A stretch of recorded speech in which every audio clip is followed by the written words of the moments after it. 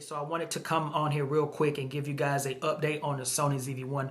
I finally got it shipped off, found a company that I wanted to repair the camera, and I got a lot of little information. I got my emails right here.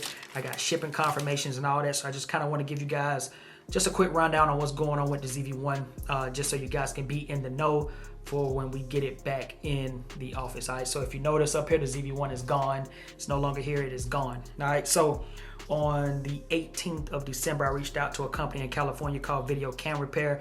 I reached out to them because I'm very familiar with California, and you guys know here in Georgia, I did not want to drive an hour and some change to go drop my camera off. I would prefer to just ship it. So I reached out to them. Again, I lived in California for about 15, almost 16 years, so familiar with the area.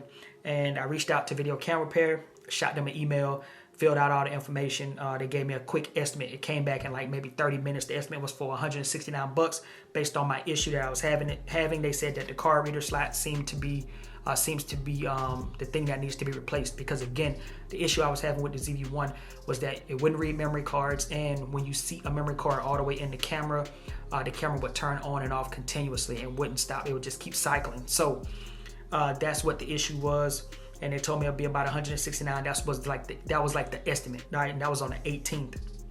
Okay, so on the 18th, well, the 19th, I actually shipped it out to them, and it said that the expected delivery date was the 27th of December, which was yesterday, because today is the 28th.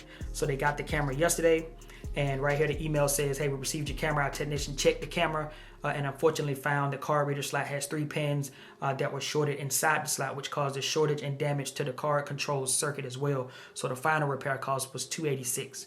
All right, now I know $286 seems to be a lot, but I know a ZV-1 on like eBay and so forth is like $350 to $400 and something bucks. I could have went out and probably bought another used one, or just went ahead and bought another new one, but because that camera was a gift from my wife, and that's the camera that's the first camera I got outside of, you know, my iPhone when we started, you know, shooting videos on this channel. I wanted to make sure I kept that camera. So, and again, it was a gift, so I said, nope, I'm gonna go ahead and get it fixed. So on yesterday, they basically told me they were waiting on my approval to get started working.